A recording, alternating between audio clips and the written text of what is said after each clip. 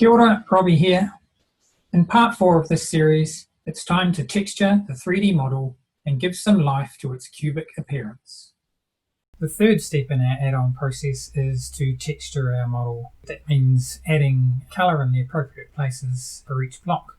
Blockbench has got some image editing built in, so we can paint directly onto the model in there, but the way that I usually do it is to create a base texture in an image editor, and then once we've got that in there, we can then map that texture onto the cubes in the right places. And then I will use Blockbench's painting features to just tweak textures a little bit, get them to blend in a bit more nicely together, and then we'll be done with our model. So we'll switch back to the edit page, and then we've got this textures area or panel on the left hand side, which is where we can add our textures in.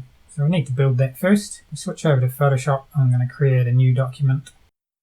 I'll put a preset there, which is set up to be 128 by 128 pixels. I'm just using RGB color. I'll just zoom in so that we can see the canvas a bit better. And then we need to find out what sort of colors we want to use for our penguin and the kind of shapes that they make. So we've got basically a division down the front there, white and black, plus we've got the yellow for the crest and some red for the beak. So I'm going to choose some colors using Photoshop's color picker. We're going to grab a kind of slightly off-white and we'll fill our canvas with that. So your image editor may be a bit different. You might need to use a paint bucket tool or something like that. I'm being terrible in using keyboard shortcuts. So the next thing I'm going to do is to select an area, and I generally make it a multiple of 16 pixels just because we're dealing with that 16 pixels in Minecraft all the time. So I'm choosing another new color. I'm not going to choose pure black, but really dark grey. If we use pure black, then we can't add any noise to that because the black will just drown it all out. And then we need a couple of little areas for the smaller bits of colour. So we've got an eyedropper tool inside of Photoshop where we can sample colours. So I'm going to grab some pink from his beak and we'll switch back to our document and fill that in. So not really happy with that beak colour. We're going to find a better image to sample some colour from. So I'm just copying the image there and we'll paste that in. And then we can use our eyedropper tool again just to sample a new beak colour. That looks a bit better. So we'll add another selection here and we will grab the yellow colour for his crest and we'll fill that in there as well. The final colour we're going to need is the penguin's feet. Looks like they're a pinky kind of colour, almost grey. I'll make another wee selection down the bottom, open up the colour picker once more and we'll just find a suitable greyish pink colour. Fill that in once more and we've got the base colours that we need. So the next thing that I normally do is add a bit of noise just to randomise the colours, mix them up a bit and get some lighter and darker tones in there. So I add about 2% noise in the Gaussian monochromatic setting. And then I think the noise is a bit too fine, so I use a filter called Mosaic inside of Photoshop, which I again set to a cell size of 2 just to make that noise a little bit less fine in detail. Got some chunkier kind of squares in there to match the kind of Minecraft aesthetic. Last thing we need to do is just save this as a PNG file, and a PNG24 is fine. I've again got a folder set up for the project I'm working on, so I'm going to save it into a Tawaki folder inside of my textures and just name it Tawaki as well. And then we can switch back to Blockbench and import our texture in. Just find where you saved it, click on that PNG image and open it up. And you'll notice that we get instantly a colour change to the cubes inside of Blockbench. So now we can start mapping the textures onto our cubes. So I'm going to start with the feet.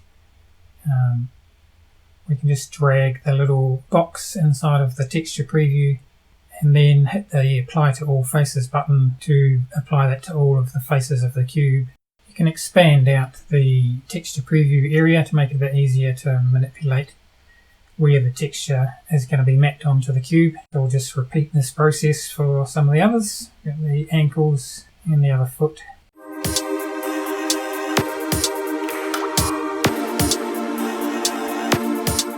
There are times when we just want to apply a texture to one of the faces of our cube and not all of them. And we notice up the top there it's got the north, south, west, east and up, so we can select which face we're actually looking at and applying the texture to. Clicking on a cube in the model view will automatically select that face in the UV panel. So we're going to do that for the Tawaki's back. We want that to be all black. So if I select the body bone in the outliner, just check that we've got the south face selected, and then we can drag our mapping box to a black area of our image file. So as I go through this process of mapping the colours to my model, I'll be switching back and forth between the original reference images that I had, just to check to see where each colour should be going and making it look as realistic as possible.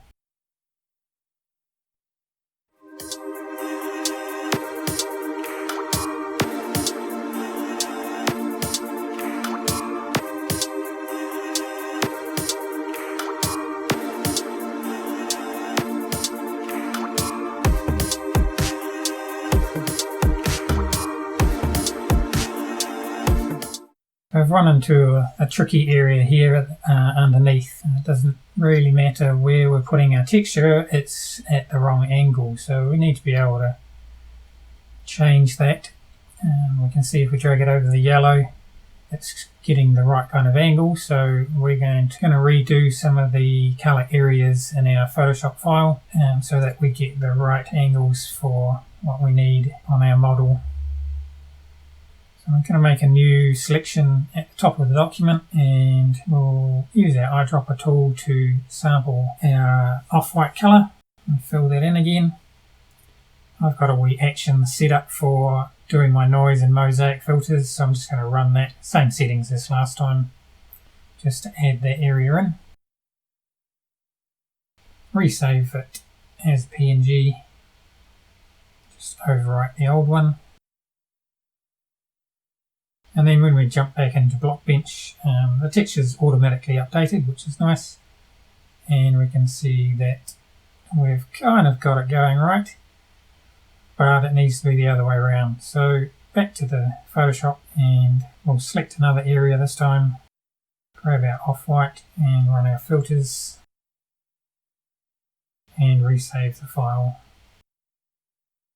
So we can remap the textures back in Blockbench. Put it on the right edge this time.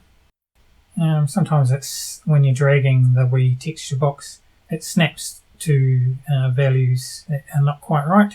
So you can type in the correct value in the boxes underneath, get the effect that you're looking for. So I'm just going to apply that texture to all of the body cubes. So if we select the bone in the outliner, and we can just move the box in the UV panel to a new position, and that will apply it to all of those downward faces. We'll just continue mapping our textures onto our cubes until we've got them all looking a bit nicer.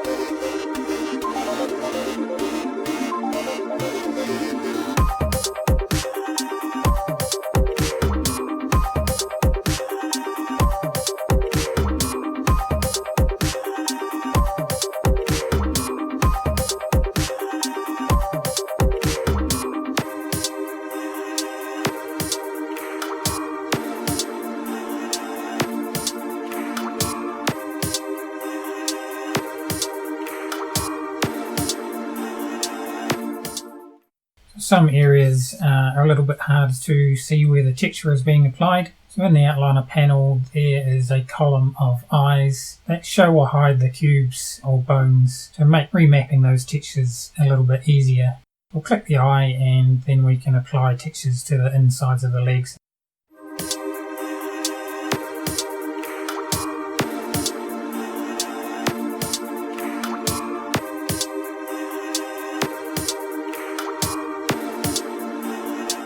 probably save the file once more just to keep our changes. Then we can move on to the next step. So if we look at the image that we're using as our reference, you can see that the edges of the color transitions are not a sharp defined edge like we've got so far. So we can alter that by editing the model directly by switching over to the Paint tab and painting onto the model. Our toa key needs some eyes, so let's just check what colour they are. Looks like they're a red. So we'll switch back to Blockbench, and then we've got a colour picker in our paint page, so we can select a suitable colour. Up the top we've got our brushes. We can set the size and opacity of the brush, and we'll add in an eye. Now we can see that it's added it to parts of the head that we don't want to add it to. So we're going to have to remap those textures. Go back to the Edit tab and just drag our UV box to a different position. So the right eye is a little bit forward, so we'll get rid of that one as well. And just do all the rest of those faces.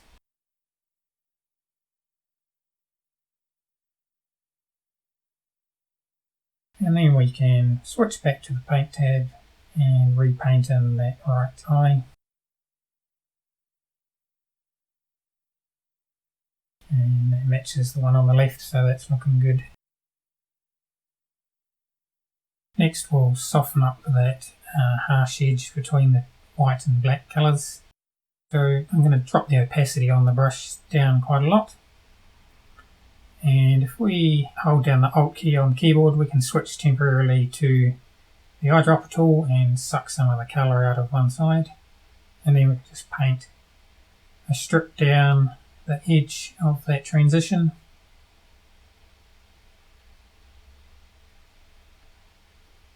And we'll do another bit of painting just to make it a little bit lighter. And then another one down the side of that.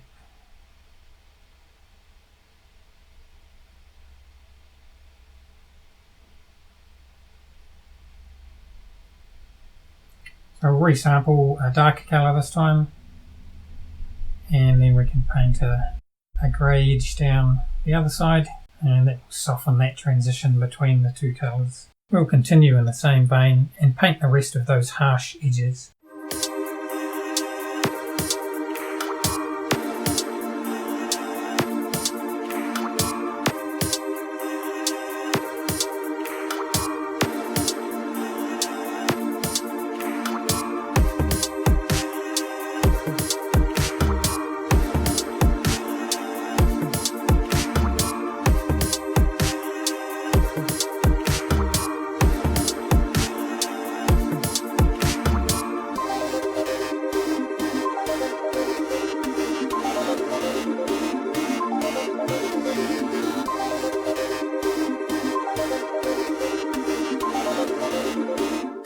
Now that we've finished with the painting, we need to make sure we save those changes.